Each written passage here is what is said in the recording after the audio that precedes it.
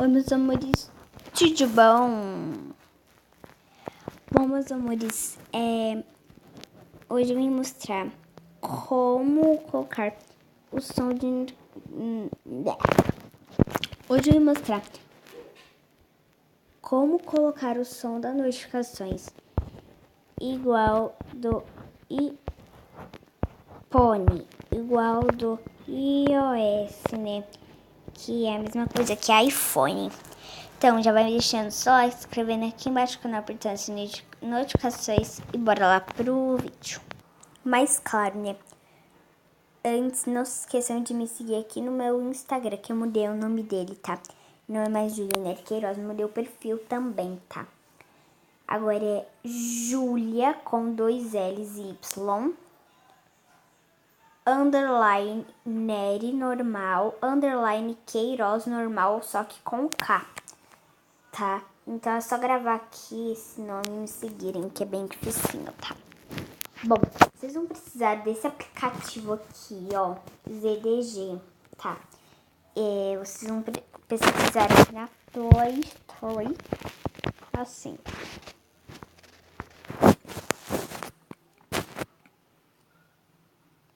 Ó, ZDG. Vai aparecer ZDGTM Tox, Fundos. Aí você baixa e clica em abrir. Você espera carregar. O mais importante é do iPhone.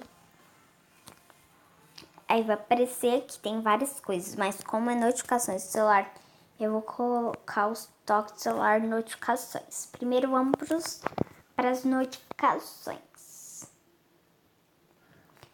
Bom, eu quero do iPhone o WhatsApp, tá? Que é assim. Mas tem vários, tem esse, ó.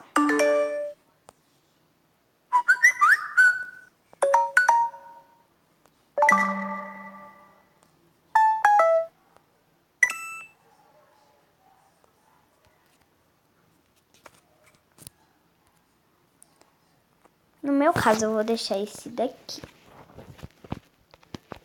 É só clicar em cima, clicar aqui, clicar em configurar notificações e pronto. Quando alguém te mandar mensagem, vai aparecer daquele jeito.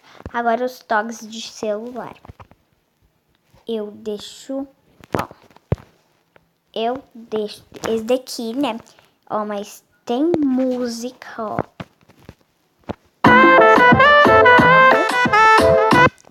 Tem só carnaval, tem memes, ó, aqui, ó.